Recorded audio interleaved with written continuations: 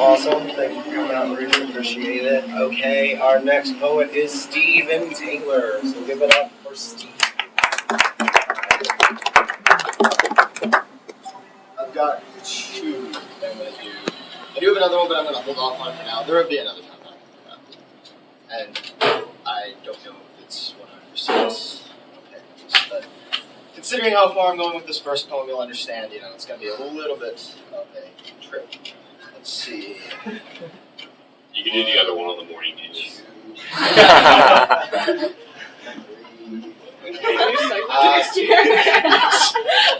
I just counted how many words that could have been taken as offensive Forget sportscasters. in these poems here. Poets. The first one I'm going to read, it's a bit of a comedic poem. Deep down inside, there's some sort of meaning. I'll go grasp that in a little bit. But it's called Problems. As you know, there's plenty of stuff going on in this world. To put it lightly, it's hell. It's not about, you see the world around us. It's a beautiful, beautiful place, but the humans, like me, we ruin this world. You see everything that's going wrong with the world, and you can all directly base it back to humans. And now I'm going to actually start the poem. Good, you have 1 minute left. This was originally supposed to be a song, so that's why it's going to be a little bit different of a scheme, but the economy is in the toilet. The guy next to me is so annoying, and from boredom I would just like to drop out. And deep in the deserts of West Sudan, rebels run wild across the land, and offensive words always continue to shout. And oh, I'm dying, my feet still kind of hurt from last night. 5 hours I was forced to work. And oh, the sun's down and the yells won't fade. Dying sure is painful from HIV/AIDS. And the troubles of the upper middle class make us look like quite the pompous ass. When so many people are dying across the world, there are problems in the U.S. and problems so far away. So get off your fucking soapbox, you stupid girl. I see you have Starbucks in your hand. That's sweet. Yet you still think you're a part of Occupy Wall Street. Pull out your MacBook and tweet your revolution. Maybe you could shut the fuck up as a New Year's resolution. You take advantage of our democracy, but you won't say the pledge. Idiocracy. A hardcore Democrat and anarchist. Your contradictions just get everybody pissed. So go on and tell us we're horrible citizens, but we will continue to ignore all of your criticism.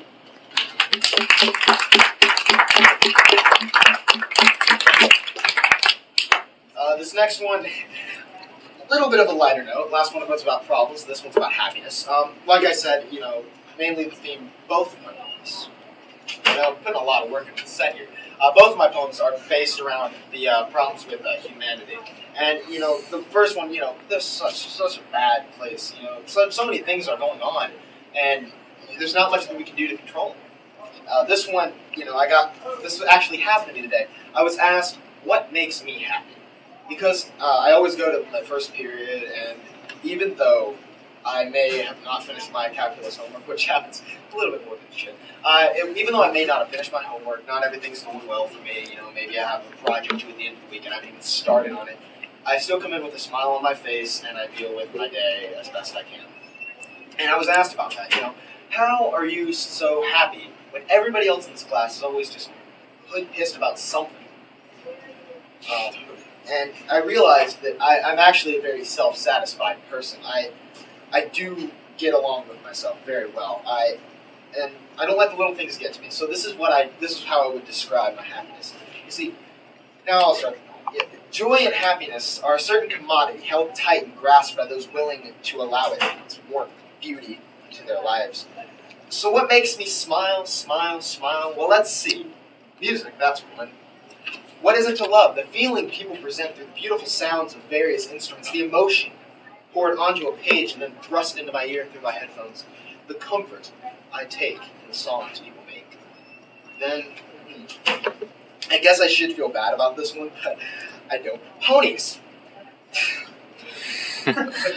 Not like you think. Friendship is matched that cartoon on TV and the web. Bronies are sensations sweeping this and other nations. Love, tolerance, faith in humanity during times of great strife. Sometimes I need ponies for sanity, even when it looks insane. And it does. So what makes me completely happy is the good I see in humanity. I look for the best in people. Through culture, arts, and life, I find people who want to see humankind thrive. My happiness stems from the power and unity of mankind. This next poet coming up is really awesome. I've heard his poems, and I love them. And he's going to close out our show for us, so I hope you enjoy. Harry Bud, come on. Okay.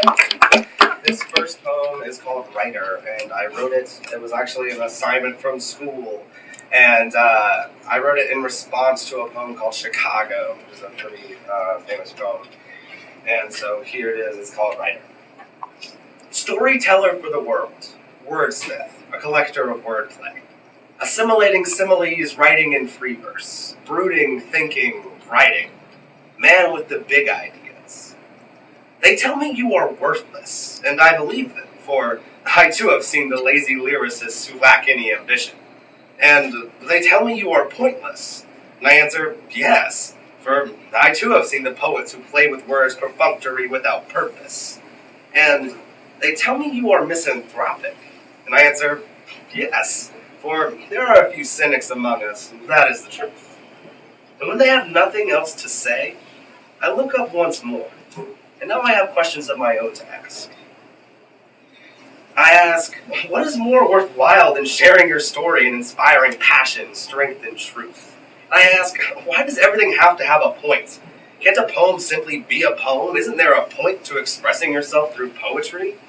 And I tell them that the only reason we seem cynical is because we see what the world could have been and can't stand that it was not. Idealistic, inspiring, thinking, asking, connecting, dissecting, writing. In the dim, character in his veins, writing with bruised knuckles. Under the terrible burden of destiny, writing as an old man writes his last thoughts. Writing even knowing your work will not be read. Writing because the story inside you demands to meet paper. Writing with fervent passion and poetic pride, teeming with new ideas. Proud to be a storyteller for the world. The wordsmith, a collector of wordplay. The man with the big ideas. So that's Thank you. appreciate it. I appreciate that. Makes me feel good about myself, so keep it up. This next poem doesn't actually have a title, and it started out as a love poem, and then I realized that I really never have been in love anymore, and so then it turned into like an angry rant at all the girls who have rejected me. And so this poem is still entitled, but I guess it would be called a self-rejection letter. I don't know. That's the running title, anyway. You walk into a room like a comma connecting my fragments, a pause that gives each clause its own meaning. And you are teeming with a special kind of radiance that is uniquely your own. But flattery aside, I have to admit that I can't seem to see you any other way than this.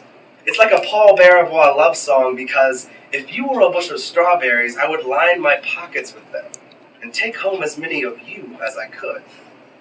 And normally this wouldn't be a problem, but as is often the case, my delusions of your grandeur don't crystallize in your eyes the same way they do mine. Which is fine. I mean, it's not like I blame you for not faking your feelings, but your comatose dose of honesty isn't making this any easier.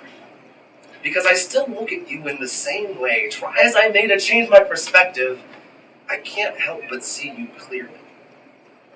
You know, they say clarity is a rarity, but that doesn't make it a blessing. What I'm addressing is the curse of these 20/20 optic apparatus affixed to my face. Because in order to stop looking at you this way, I have to fade away from everything, and that just doesn't seem right. When you get to remain in the realm of reality as if nothing even happened. Well, I am something, and as long as I'm breathing, I'm never leaving, so eventually you're going to have to look at me. And until then, I'll look at you from the haze, so that when the light reflecting from your face hits my iris, it distorts itself into something frighteningly foreign. I'll look at you like a stranger does, for the first time. So that is that poem.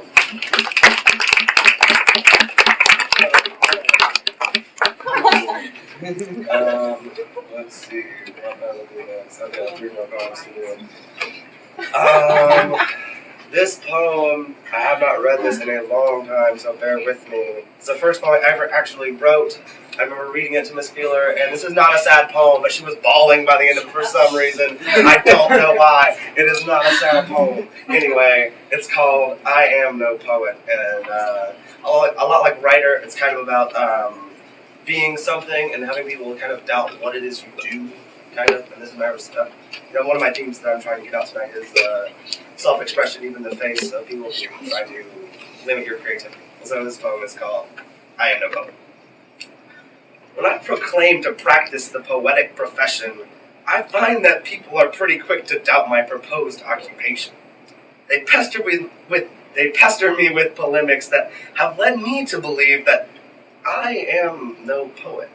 But you see, here's where the paradox presides, because if I'm no poet, then who the hell am I? Am I a whimsical wordsmith who connects minds with ideas like letters written in cursive, assimilating alliteration and vociferating verbal validations of my own self-worth? If I'm no poet, then who the hell am I? Am I a lyrical linguist with a flair for the romantic, who lists lipless love stories in the hope of sparking a semblance of love's lost in my semantic memory? If I'm no poet, then who the hell am I? Am I a theatrical thespian who recites his own readings of classical works, dreaming of reinvigorating a renaissance of Shakespearean fervor? If I'm no poet, then who am I? Am I an analytical activist whose desire to elevate society to its apogee by stimulating thought, not raising a fist, is only inhibited by my analysis of reality? But I am a poet. And that's why every phrase penned to this page was a struggle. A battle between my sense of self and my sense of self-doubt, and ironically enough, it's the notion that self-expression is governed by my own discretion. That's what feeds my artistic oppression, but the key to my artistic emancipation comes from this proclamation that I am a poet. God, I butchered the end of that poem.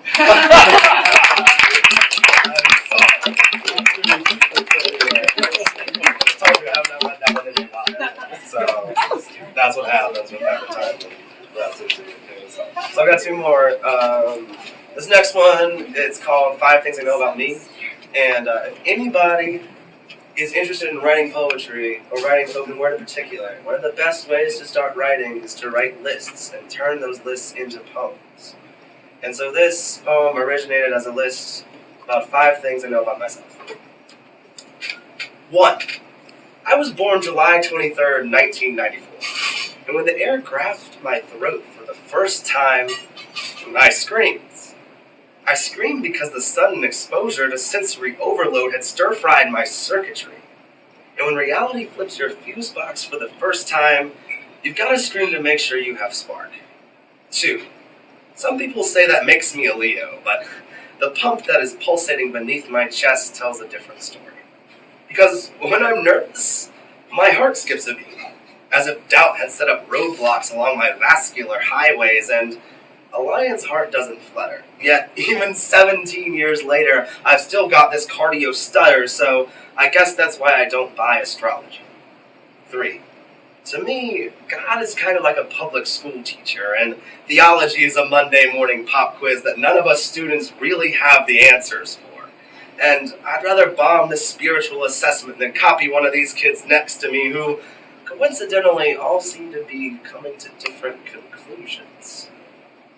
My religion is cosmic humility, because when I look at the grandeur of the universe and contemplate that my life is a speck of stardust on a near infinite timeline, I think to myself, that's enough for me. And I'm not sure if I need a God for that or not. 4. My father will never get to hear a single line of my poetry. And like a bittersweet barbiturate, that thought seeps into my dreams. There's a strange loneliness living in the shadows of a man you never really got to know. And yet here I am, 5. I'm still trying to find out who I really am. So that's all. Feed my ego more. Oh, I appreciate that. Make me feel so good. Okay. This is the last piece I will do tonight, and it is called Counting Stars. I finished this. I've tried to finish this piece so many times, and I always go back and re-edit it again and again and again. It never feels good enough. So this is the prototype. I'm not going to say I'm finished with this poem yet, but this is what I have so far. And I wrote this poem because if you know me very well, or if you heard the last poem, you obviously could assume it is true. My dad did pass away. I had just turned 12. And I wrote this poem as a way to kind of explain to other people who are going through a loss like that how to interpret their grief. And it's called Counting Stars. And I don't really think the counting stars metaphor is very strong yet, so forgive me for that, but this is what I have. Kathy called out to me yesterday. Her voice, bereft of beauty, still rings in the doldrums of my mind. The axis of her worldview has been tilted forever from the moment she saw him descend into the earth. That is the only thing we have in common. But the bond we share leaves words lingering in the air. Each syllable calls out to me, but even as the sentences form on the tips of my teeth, I still don't know what to say. So we sit in silence, only interrupted by the hollow well wishes of those misguided mourners, each wearing their Sunday's best to the worst Sundays of our lives. It is then that I notice the tears streaming down your face for the first time, as if innocence had sprung a leak from your tear ducts. I see those tears as they cascade like comets, crashing across the contours of your crestfallen face. And I see your father's life play out on the canvas of your memory. Each thought trickles like stepping stones, forming the pathway to his early grave. That's when those sentences resting on the tips of my teeth come pouring out of my mouth. And I say, Kathy, you gotta hold on to grief because that pain is just love's unwillingness to let go. And I say, Kathy, you gotta count the stars at night. And I know that at first it will seem like the night sky shines just bright enough to show you that you're alone. But trust me, you've gotta keep counting. Because one day you'll realize that the world is filled with millions of others, and a lot of us have also lost mothers, fathers, sisters, and brothers. And we all share the same sky, and we all breathe the same air. So celebrate our mutual recipes of existence and count the stars with me once more. This time, maybe you'll notice the starlight shining like a cosmic candlelight vigil, honoring the memory of lost loves. And maybe this time you'll know that you are not alone.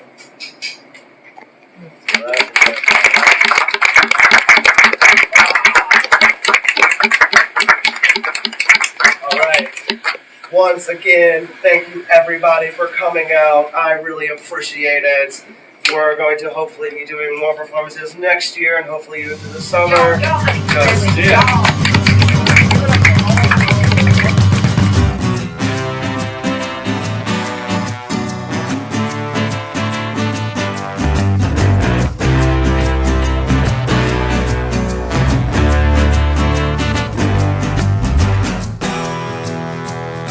Picture yourself in a living room, your pipe and slippers set out for you. I know you think that it ain't too far, but I